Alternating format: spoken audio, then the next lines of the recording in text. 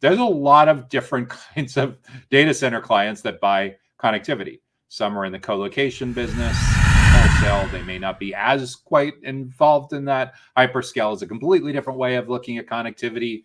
Edge and modular have very, very different asks when it comes to connectivity. So we need to be very enterprise data centers are their own separate being. Hello, data center friends. Good afternoon, good morning, good evening, wherever you're joining me from today.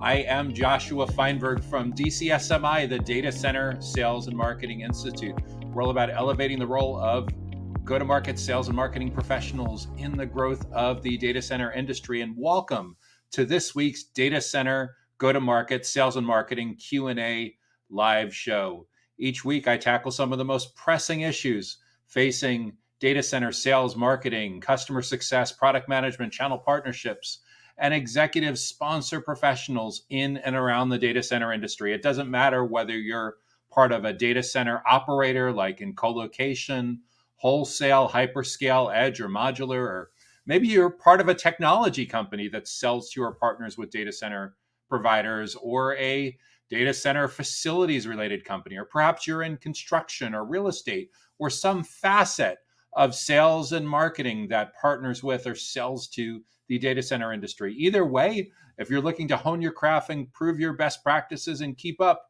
with what's most important to stay top of mind with your most important prospect clients and partners, you are in the right place. If you want to get notified about upcoming episodes of the Data Center Go-to-Market Sales and Marketing Q&A show, make sure that you subscribe to our weekly Data Center Sales and Marketing newsletter that you can find on our website at DCSMI.com. Again, that's www.DCSMI.com. So you are in for a real treat this week. I'm super excited about the questions that I will be answering today. We're going to start out by looking at how to improve market penetration for enterprise data center infrastructure. I get so many questions each week for companies literally all over the globe who are providing some facet, some part of infrastructure to enterprise data centers and outsourced data center operators. The next question I'll be looking at is how to prospect data center clients for high-speed connectivity. So if you do anything having to do with telecommunications, interconnection, meet me rooms, peering, that question is totally in your wheelhouse. But I'm certain that even if you just partner with companies in the telecommunications space, you'll still get value from that Q&A. And then we'll also be looking at how to market and sell financial advisory services for data center capital projects. And then we'll take a brief break and come back with 3 additional questions that are top of mind for data center sales and marketing and go-to-market professionals. That includes how to use email marketing for data center and cloud business development and sales, how to automate your marketing and sales for data center, cloud network, and hybrid infrastructure, as well as how to grow brand awareness among data center professionals. So without any further delay, let's jump into this week's first question, which is, how can you improve market penetration for enterprise data center infrastructure? IaaS, infrastructure as a service, perhaps. So you're selling to either enterprise data centers or outsourced data center providers, data center operators, some kind of infrastructure, and you're trying to grow your penetration within the market. So the question is, do you currently have zero penetration?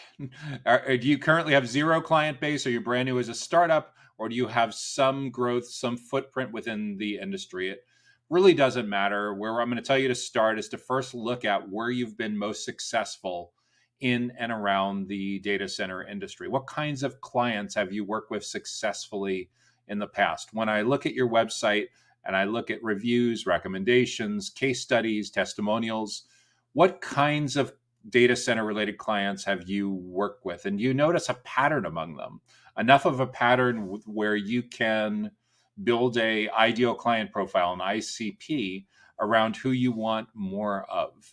In other words, are there certain sizes in terms of square footage, in terms of kilowatts, in terms of megawatts, Are there certain locations that are an especially good fit or especially bad fit in terms of geographically? Maybe you just sell nationally or regionally or globally. That's super important. And are there certain kinds of business models where you're a better fit than others? This is probably most relevant within enterprise data centers, but it could be relevant if there's some kind of industry or business model specialization within the data center operators. So that will help you figure out how to build your simple one-page ideal client profile, the kinds of companies you want to be attracting. And then within those companies, there's more than likely a couple of different kinds of stakeholders that you interact with when you go out to visit with those data center related companies. So those would be the buyer personas. So first you figure out who the most important stakeholder is that you need to build relationship with, that we could designate as a primary buyer persona. By the way, a buyer persona is a semi-fictional representation based on actual research and some select educated speculation. It's super important that there be actual research. It's nice if you have some experience internally in selling to and servicing these kinds of data center companies with your infrastructure, but I would caution you to make that internal input no more than 20% of the data that goes into researching and building your buyer personas. So it's super important to get the words right out of their mouths. The buyer personas, not the words that we think they might be saying, but the words that they actually are saying, because all too often when we lean exclusively on input from ourselves or our internal sales team or marketing folks or customer success folks or even product folks, it's very easy to get tripped up by making bad assumptions that don't pan out in the reality of the words they actually use. So the research is really important, figuring out who's primary, who's secondary, who's the most important, who's the second most important, and then figuring out a go-to-market plan of attack for getting in front of more people like that in those kinds of companies. In the course of building the buyer personas, you'll discover what their biggest goals are that they're trying to achieve with your infrastructure, what their biggest struggles or challenges or stressors are when they're having to deal with infrastructure within their data center. And once you know the consensus on those, it's so much easier for you to build educational content, thought leadership, subject matter expertise around their biggest goals, around their biggest challenges. Because it's no longer a good idea for your entire sales and playbook to depend on cold prospecting, on cold emailing, on cold calls, on cold messaging on LinkedIn, because so much of the journey, how people research and make their purchase decisions, has changed in recent years. Like 10 years ago, if I was answering this question, the standard number that everyone went to was 56%. Corporate Executive Board CEB, that's now part of Gartner, found that 56% of a typical buyer's journey was over before you met a prospect that was researching, comparing options, and evaluating pricing. Fast forward to where we are today, and that number currently hovers around 83%. So it jumped from 56% to 83%. What that means is your prospects are now 83% of the way through their researching, comparing options, and evaluating pricing. They're 83% of the way through their decision-making process before you get to meet them. This is an enormous challenge to legacy teams that are stuck in the past using a playbook from 10 years ago. The best way for you to get footprint, to get invited in, to earn a seat on their side of the table is to stop acting like a transaction-focused salesperson that's just trying to make quota, and instead reposition yourself to be seen more like a teacher, a subject matter expert, a trusted advisor, a consultant, a thought leader. And if you're relatively new to the industry, in other words, you don't qualify as a thought leader because you haven't done the reps yet of at least a few years in the industry, then you want to be a great tour guide, a great concierge of other people's resources. But either way, the more you can position yourself to be seen like a consultant, like a big four consultant, someone where they'd have the aura, the positioning of like working for EY or KPMG or Deloitte or PwC, the more you can successfully pull that off, the better outcome you're going to have with building relationships with clients that need your data center infrastructure service. So first is get in the right context. Second is figure out a way to stay with those primary and secondary buyer personas, your future clients, throughout their whole research and decision-making process throughout not just the final 17% of the buyer's journey, which most companies by default, that's the only place they're even making an attempt to stay relevant and grow their share, but not just the final 17%, but bring the full 100%. So how do you make sure that you stay in that prospect during that 83%?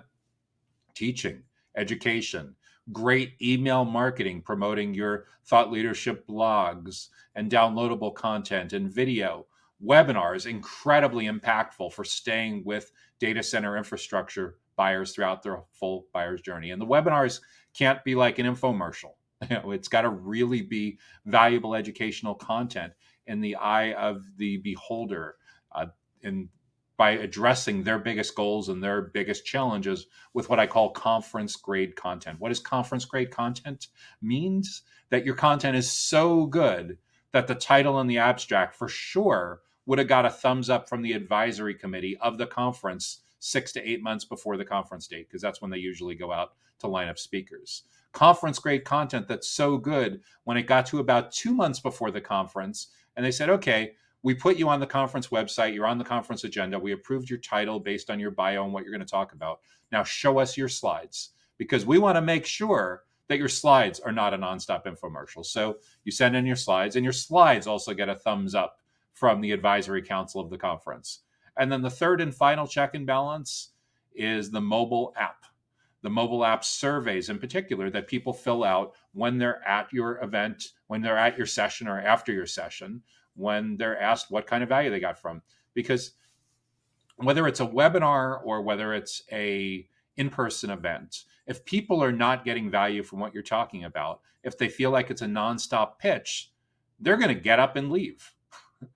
And with a virtual event, it's even easier for them to get up and leave because they're not being perceived as rude by walking out of an in-session conference. So when I say conference grade content, that's the bar that we should be setting, is that conference that's content that's so good that if they paid a fraction of 5,000 euros or $5,000 all in to be there, or whatever your local currency was, to be at that event, by the time they get done paying for their registration and their hotel and their flights and their ride share and their meals and all the time away from the office, if they, for argument's sake, went to 15 sessions over a 2 or 3 day event, so they took that total divided by that, did they feel that they got way more value than what they spent? If they did, you're hitting the right bars. So if you're serious about growing market penetration for data center infrastructure, make sure that you're focused on what your buyer personas care about, their biggest goals, their biggest challenges. Make sure you recognize that they don't want to be cold pitched anymore.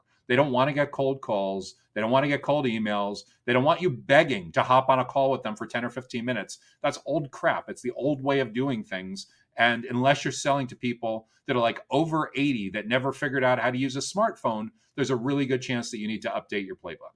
I don't want to pick on people that are, boomers and beyond boomers, but the reality is, if you understand your buyer personas well, and you understand that they live their life on their phone, on social media, listening to podcasts, watching videos, checking out review websites, then you start to understand what it takes to get in front of them in a way that educates and builds trust. So that's the key to growing your market penetration for data center infrastructure. Let's move on to the next question for today. This is a great one. How do we prospect clients for high-speed connectivity? How do we prospect clients for high-speed connectivity? So this is primarily intended for go-to-market professionals in and around telecommunications. You do something having to do with peering or meet me rooms or interconnection, and it's a huge issue. Because if it wasn't a huge issue, we wouldn't see an explosion in demand for edge data centers. Everyone is on, bad joke, but on edge. Everyone's super concerned about proximity and reducing latency. And sure, part of that is edge. Small data centers much closer to the source of where the users are, but part of it is getting better at the telecommunications and the interconnectivity and carrier neutral and providing more value for end customers. So if you want to prospect clients for high speed connectivity, it's super important to understand your business model, what you do best. and what kinds of clients that you've worked with in the past, because there's a lot of different kinds of data center clients that buy connectivity. Some are in the co-location business and wholesale. They may not be as quite involved in that. Hyperscale is a completely different way of looking at connectivity. Edge and modular have very, very different asks when it comes to connectivity. So we need to be very enterprise data centers are their own separate being. So we need to get super clear about what kind of data center you want to be selling to. We need to know where they're located geographically. We need to know their size. Most often, you're thinking size in terms of kilowatts or megawatts or perhaps square footage. But the reality is, when it comes to go to market and prospecting, the easiest thing to get a hold of is number of employees at a particular data center location. But sure, it can be helpful to, of course, know the size of the facility and how much power is coming into the facility. And then we set about, from our ideal client profile, building a target account list and building out buyer personas. I would caution you too to think about prospecting in a different way than you would have thought about it in the past. 10 years ago, if we were talking about prospecting for telecommunications, you probably would have told me about how fantastic you are at making cold calls and sending amazing cold email messages and cold LinkedIn messages. I remember there was even a guy a few years back who had a fantastic YouTube and LinkedIn contact showing him making cold calls for being a broker in and around telecommunications. I don't know if he still does this. I don't even remember the gentleman's name, but he would actually record himself on his side, literally. I think it was, can you give me 23 seconds or 27 seconds or something to tell you why I called? And it was such a small ask that a lot of times they actually said, yeah, okay. And he had the countdown timer with the 23 or 27 seconds or whatever to tell him why he called. But so here's the thing. People are tired of the gimmicky approaches. They don't want your gift card. Their professional attention is not for sale. The last thing in the world they should be doing is thinking about taking a bribe from you to skirt their employer's best interest. And in order for you to be invited into their side of the table, to be seen as a trusted advisor, a consultant, as an expert, you need to show up as an expert. And an expert isn't just prepared to answer basic questions, especially the table stakes that you need to know your website and all your thought leadership that your company publishes inside out and backwards. The most embarrassing thing you could possibly do is show up to a sales appointment and have a prospect that knows your website and knows your content better than you do.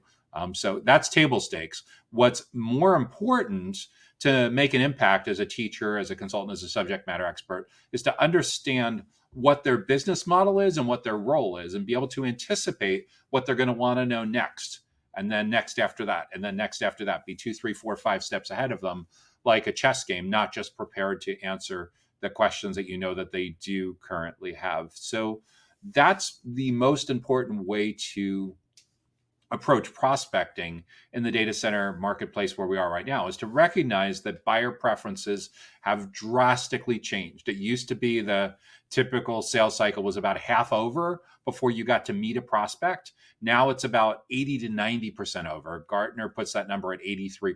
83% of a typical considered B2B buyer's journey is now over before you meet a prospect. So it's kind of like you're locked out of the game, if we're going to use a basketball or football or soccer analogy. You're locked out of the game till the fourth quarter. You're not allowed anywhere near the prospect. They don't want to spend any time with you. They're highly allergic to spending time with salespeople. If you like baseball analogies, we're deep into the 8th inning before you're allowed into the suite to have a conversation with a prospect. That's how bad the sales allergy has become. That's how much in favor your prospects are of a self-driven buyer's journey. These things were in the works even before the pandemic, but 2 years of everyone staying at home and getting used to groceries and travel and research and shopping and everything completely self-driven, self-serve, and chatbots and AI and ChatGPT and everything. So we're now in the self-driven buyer's journey, and the only way you're going to earn the attention is to be seen as a consultant and a teacher and an expert, not a transaction-focused salesperson. So if you want to talk about how to better improve how you prospect your company's high-speed connectivity for your data center clients, make sure that you're prepared to show up more as a consultant. Like, that looks more like you work for a big four firm, and the interaction should feel like they're getting free consulting rather than dealing with someone who's hell-bent on putting them through an incredibly obnoxious prospecting process and a painful sales process. Treat them like they're a client of yours as opposed to a prospect, as opposed to someone that you're trying to close. Guide them through their buyer's journey like a tour guide, like a concierge, rather than a salesperson. Because the last person that most people want to talk to in that situation is, you guessed it, a pushy, obnoxious salesperson. They want someone that can help them solve their problems. And the better you're able to present yourself as someone that knows their business model really, really well, that knows that kind of company really, really well, that's worked with a whole bunch of similar people in those job functions in that role at that company, and you know that really, really well, the more value you can add to how they navigate and select from their available options. That's the most effective way to prospect data center clients who are looking for high speed connectivity. Focus on their problems, not yours. Next question up. How do we market and sell financial advisory services for data center capital projects? So we're in the financing, we're in the lending business or equity business. How do we deal with financial advisory services for data center capital projects? These are huge projects usually, right? Hundreds of millions. It used to be that people were building data centers for tens of millions, right? Now they're many times hundreds of billions, sometimes even more than that, or your local currency equivalent. So the capital business is big, big business. And it used to be like 10 years ago that the only way that the topic of data centers made it to mainstream financial media, like the Wall Street Journal, Barron's, the Financial Times, Bloomberg, CNBC, was when these publicly traded REITs, real estate investment trusts, reported on their quarterly earnings. And then they'd have the CEOs on and they'd talk about what happened during that quarter. Now we're living in a world where NVIDIA is a household name. Millions of people have used ChatGPT or Bing or Copilot or something like that. And all of a sudden now, nearly every day, whether it's talking about sustainability issues, power and cooling issues, running out of grid power, data centers competing with grid power, with the EV, the electrical vehicle industry, all of the above are part of the reasons why now you go to a family birthday party, you go to a community barbecue or soccer game, and all of a sudden people that have jobs way outside of the IT industry are super curious to pick your brains about these topics. So someone that does financial deals for big data center capital intensive projects, what should they be thinking about with marketing and sales? The reality is, unless your company is the top 5 incumbent option in the space and you already have massive brand recognition, the reality is we are all largely competing on the same level playing field. What does that mean? We need to understand who are the companies that we need to be selling these financial marketing and selling these financial services to. How do we know who the companies are? Well, we look at where we've been most successful in the past. And from there, we'll build out an ideal client profile of what industry or business model they're in. Are these private equity firms? Are these venture capital firms? Are these real estate investment trusts? Are these data center operators? Only you can answer that question, depending on the nature of your financial services. But you for sure need to narrow that down and bake it into your one-page ideal client profile that defines the business model, the industry, their company size, usually some indication of like employees or revenue or assets under management or something that's relevant to you being able to narrow down who it is that you're trying to market and sell to. And from there, you'll go about building out a target account list of anywhere from a couple dozen to usually a few hundred. Sometimes it's more than that, of companies that you think would be a really good fit from your financial services. Then once you know the companies and you have a defined finite list of who you want to get in front of, then we need to know the people within those companies that you need to be marketing and selling to, who you need to build a relationship with. Is it CFOs? Is it CEOs? Is it someone else? Is it a construction person? Is it a partnership person? Is it a real estate person? Only you can answer those questions, but this is the thought process that you should be going through. Where have you been most successful? How do you document the kind of company that you need to be marketing and selling to?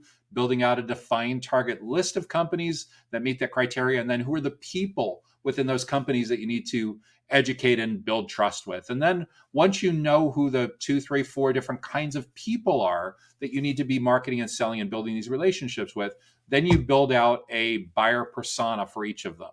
That's a blueprint that documents things like their biggest goals, their biggest challenges that they're struggling with. What if they get right, gets them a huge promotion and a bonus? What if they screw up, could put their job and their career in jeopardy? Once you know the consensus on that, it's much easier for you, one goal at a time, one challenge at a time, to start creating content that educates and builds trust around those biggest goals, those biggest struggles, those biggest stressors that people are facing when it comes to capital requirements for data center projects. And how you address those?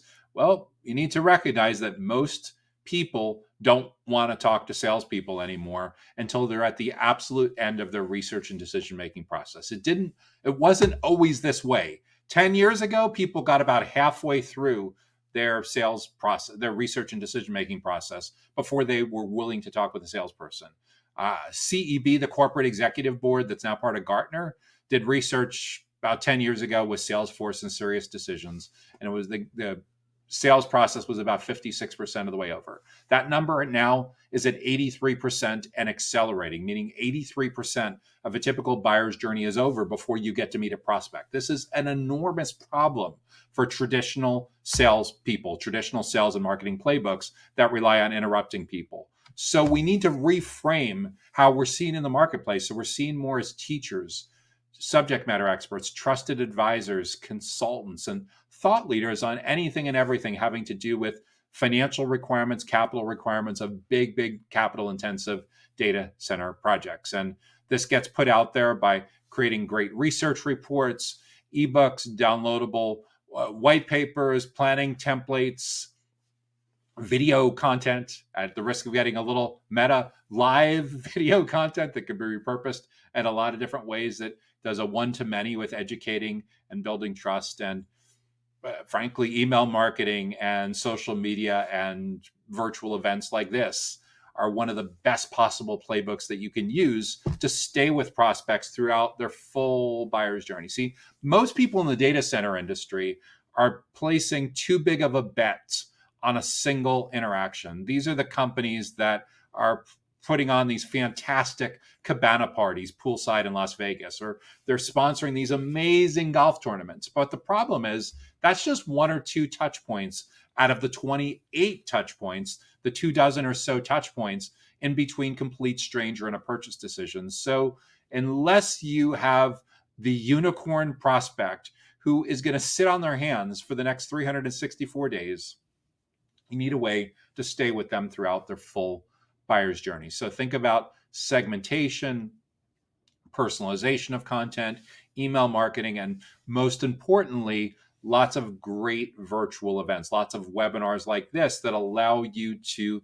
continue educating and building trust with your most important buyer personas, so they see you. You're training them to see you as the go-to resource when it comes to anything and everything having to do with the financial services needs of capital-intensive data center-related projects. That's going to be the most effective and most natural way for you to market and sell these kinds of projects, because the more time they spend with you, the more it's a supernatural thing when you put up your call to action during the webinar and say, sign up for a free analysis, free consultation, free portfolio review, whatever it is, for them to raise their hand and say, yeah, that sounds pretty good. And I would also caution you that not only do you need webinars for each kind of buyer, each kind of buyer persona, but you should have a few different kinds of webinars depending on where they are in the journey, whether they're early stage in awareness, whether they're in the middle at consideration, or they're getting towards the end at decision stage. Because again, this sales allergy is not going away. People are not going to wake up one day and crave the kind of interactions they used to have with sales teams 10 or 20 years ago. No more than people are going to wake up one day and crave a renaissance of printed phone books or printed newspapers or Blackberries or Palm Pilots or fax machines or dial-up modems. it's not coming back. We are where we are. We know where we are. We know how we research and make our purchase decisions. Don't make the mistake of thinking that your prospects who are in charge of massive digital transformation projects are navigating these projects with buyer habits that went away 10, 20 years ago. So make sure that you're marketing and selling in a way that is compatible with how your buyers of financial services for the big capital intensive projects want to research and make their purchase decisions. I have 3 more questions today, but before we do that, we'll take a quick break from our sponsor. The Data Center Go-to-Market podcast is sponsored by DCSMI, elevating the role of sales, marketing, and go-to-market GTM professionals in the growth of the data center industry. To stay informed about upcoming episodes, make sure that you subscribe to the Data Center Sales and Marketing newsletter on the DCSMI website that can be found at www.dcsmi.com. Again, that URL is www.dcsmi.com.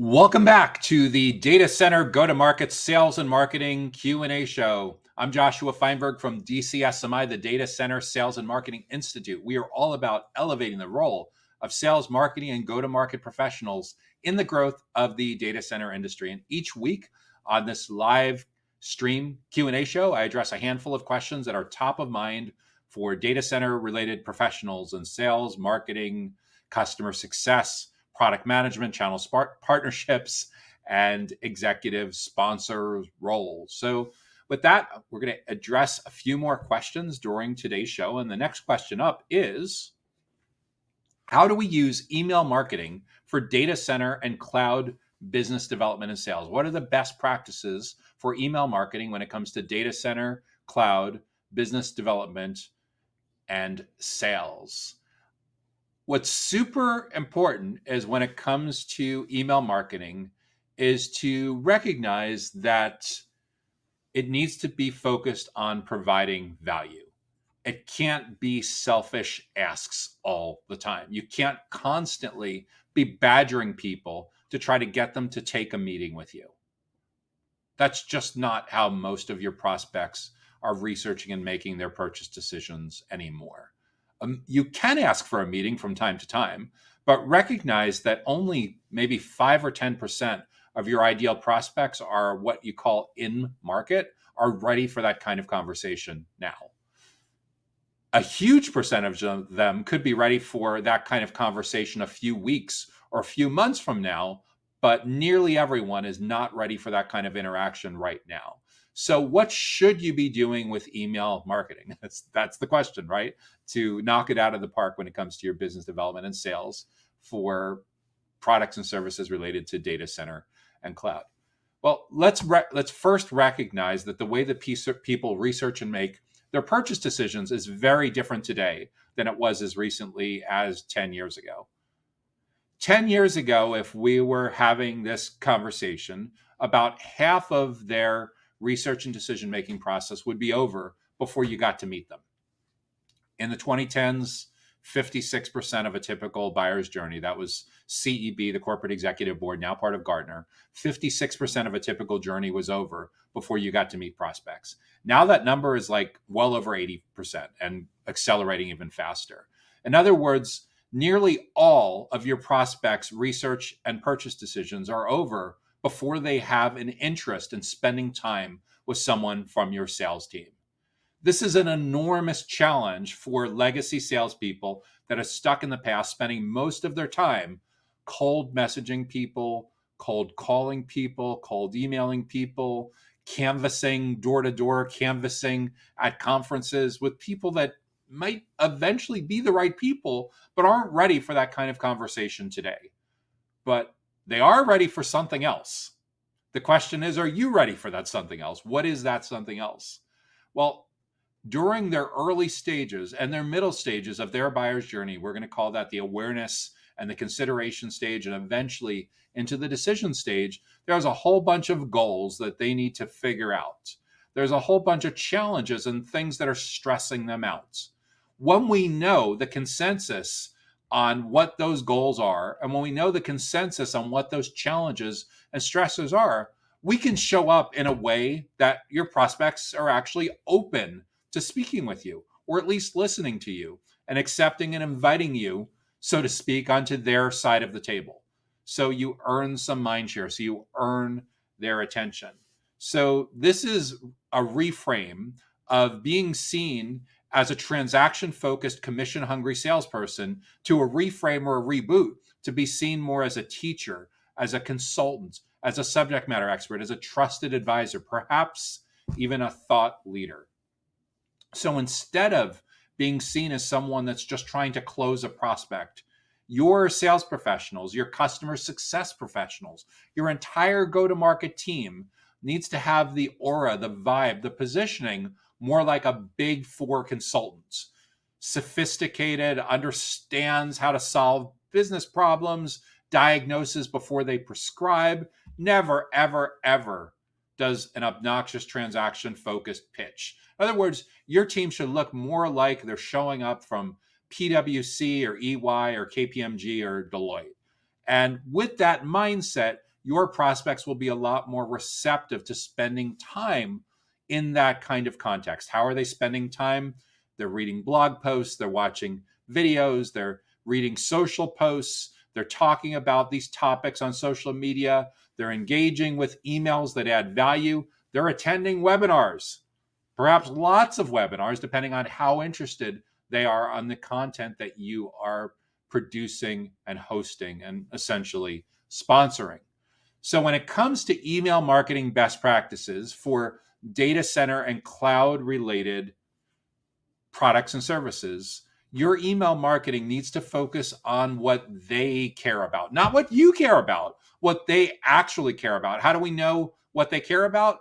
Because after we built out the ideal client profile, after we identified and prioritized our primary and our secondary buyer persona, we did the research. What do we mean by do the research? We didn't assume that we know what their goals are and what their challenges are, because there's a couple things by default that people mess up when it comes to this kind of question. Thing number one is there's no place on your entire website for people to learn about their topic, their questions, their goals, aside from a call to action to speak with someone from your sales team. So that's a faulty assumption number one, is you're only showing up for the 5 or 10% of people that are ready to talk to sales right now. You're completely ignoring these fantastic prospects who will be ready to talk to you in a couple weeks or a couple months if you meet them where they are. So that's problem number one, is if you're doing anything at all, it's all focused on decision stage prospects. Problem number two is you're making the assumption that your internal team members know your primary and secondary buyer persona's goals. And they might kind of sort of know a piece of that information, and maybe they should be 20% of the input that goes into your research, but it should be no more than 20% of the input that goes into your research. The research needs to get their words out of their own mouths in exactly how they say it, not how you'd like them to say it, but how they actually say it. And there is a very, very high likelihood that the consensus out of their mouths is going to be very different than the words that you use to describe that consensus. So their words, their priorities, not yours. And the better job you can do of creating this great impactful content, these great immersive event experiences in virtual or even in person, the better job you can do at developing an email marketing strategy that's all about them. Because the email shouldn't be working so hard to do that much of the heavy lifting. If it is, you're probably turning them off. Or at the minimum, you're turning off the spam filters and you're not getting through with deliverability. So the primary goal of your email marketing should be to get the right person in the right place at the right time to see you in the right context. And the best way for them to see you in the right context is usually that email marketing is taking someone to a website page that may or may not be enhanced with video content. Why video content? Because the longer they engage with your content, the more likely it is that they're going to be receptive to your call to action. The more likely with video content compared to text, For sure, you're going to get people that prefer to watch instead of read. That's a given, right? Um, but video content improves the session time that someone spends on a page. And the longer they stay, the more they'll, I hate to sound so crass, but the more they'll pay, the more likely it is that they'll monetize better. So the reality is each email that you send needs to have a goal. It needs to be for a specific buyer persona, and it needs to be for someone that's in a specific stage of the buyer's journey or a specific life cycle stage with your company. If you do that well, email marketing can be fantastic. It can be one of the best, if not by far and away the best channel for your company. But if you're focused on selfish asks all the time, your email marketing is going to fall flat. If you're emailing people that didn't ask to be emailed and you're not delivering a ton of value, your emails are not going to get through to the inbox for very long. And that's not only going to screw up that particular salesperson, it's going to screw up everyone at your company, because basically for short-term gains, you sabotage the intermediate and long-term email sender reputation of your company. So make sure that when you're sending email, that you know exactly who this kind of person is, the kind of company they work for, the goal that you're trying to achieve by the email, and make sure that you're educating and building trust, putting deposits into the relationship bank account before you're trying to extract out from the relationship bank account. Their needs come first above yours. Next question. How do we automate marketing and sales for data center, cloud, network, and hybrid infrastructure? How do we automate marketing and sales for data center, cloud, network, and hybrid infrastructure? That's a great question. And like most things in life and in business and the data center industry, it depends. What does it depend on? I'd say for starters, whether your particular product and service and whether your business model and your target addressable market, your ideal client profile, is conducive to self-service, or whether they still largely need a sales-led experience. If you're selling a heavily commoditized product or service that has to do with data center, cloud, network, or hybrid infrastructure, and it's at a price point where a lot of the people in your segment prefer to buy self-service completely on their own, then you should be making big investments in improving your website usability. You should for sure have a product manager or product management team that spends a lot of time understanding what your ideal clients in each of your segments wants from your company, the messaging that needs to be there from a product marketing standpoint, what they want to experience during sign up, what questions that you need to proactively answer. So that would be like a self-service or product-led growth type of experience. And that's how you would typically automate it. It's going to be very much driven and led by a product manager working together with a product manager. And sure, there'll be an opportunity in many cases for people to be able to raise their hand and get some assistance, but it's primarily intended for people to sign up in a self-serve motion. Actually interviewed someone for the podcast a couple of weeks ago, and I think his exact words were "smile and dial is dead." And the real work of the sales team ends up post-purchase, when someone signs up for an initial purchase, and then you're figuring out how you can, one, help them get more value from what they already purchased, and two, how you can expand that account, how you can expand that relationship.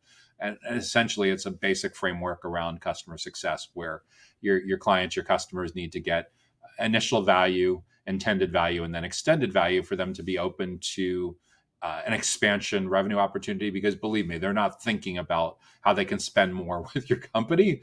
Maybe they're testing you out with that kind of mindset, but the reality is, until you provide great value and a great experience for what they initially purchased, it's very unlikely you're going to get to that opportunity to have a prospect that's open to your customer marketing overtures and cross sells and upsells and things along those lines. So first, we need to figure out, is this primarily a product-led sales, product-led self-service kind of motion, or is sales involved? If sales is involved when it comes to automating marketing and sales, we need to recognize and respect that the buyer's journey today is very different than it was as recently as 5 or 10 years ago. most B2B buyers for things in and around cloud services and network infrastructure and data center related products and services, they're going very deep into the buyer's journey on their own now, researching and comparing options and evaluating pricing largely in a self-serve motion. Gartner, in case you haven't heard, 83% of a typical buyer's journey is now over before sales contact. So what do we do early on? Well, we need to have a way to have an active role in that first 83% because they're researching and they're learning from someone.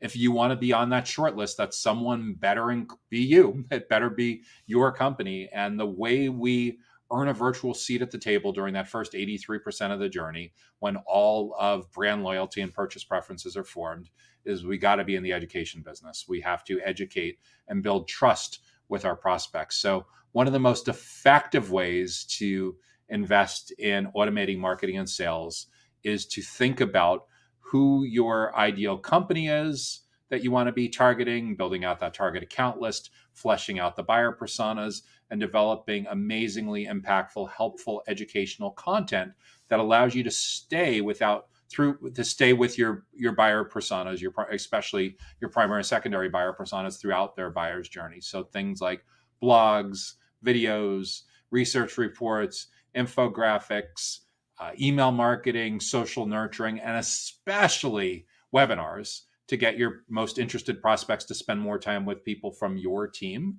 in a way that allows them to learn more about how they can address their goals, how they can solve their biggest challenges. So, and that webinar program should be contextual to who they are and where they are in their buyer's journey. In other words, if you want to have options that cover awareness and consideration and decision for two different buyer personas, you have 6 boxes to fill. How are you going to fill in those 6 boxes? You got at least 6 different kinds of webinars before you have to go into rerun mode. Super, super important. So when it comes to automating, are we automating self-service sign up and self-service onboarding, or do we need to be automating the education and the trust building? And a lot of that comes down to your unit economics, the ideal client that you profile, your addressable market, their purchase preferences, and essentially what business that you're in. So those are some food for thoughts to think about when it comes to automating marketing and sales for data center, cloud, network, and hybrid infrastructure. One more question that we're going to address for today in this week's Data Center Go-to-Market Sales and Marketing Live Q&A show. So the final question that I will be addressing this week is, how do we grow brand awareness among data center professionals? That's a great one. How do we grow brand awareness among data center professionals?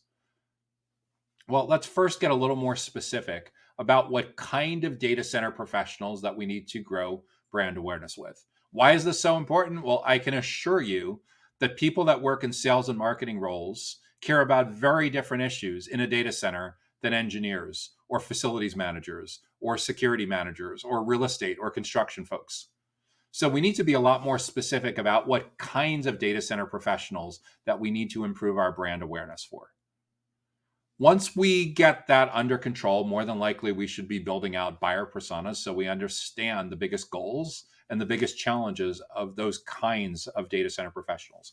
And by the way, it's okay to have more than one different kind of data center professional that you want to build awareness with. That's called segmentation. That's called having a primary and a secondary buyer persona, maybe a tertiary buyer persona if you have 3 different kinds of data center professionals that you want to build a brand awareness with. But we need to focus on them. What is top of mind with them? What are the goals that they need to figure out to advance their career?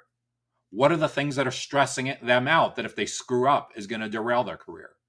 Once we understand what's going on inside their mind, because we did the research and figured that out, then we need to recognize that your brand today is very different than it was 10 years ago.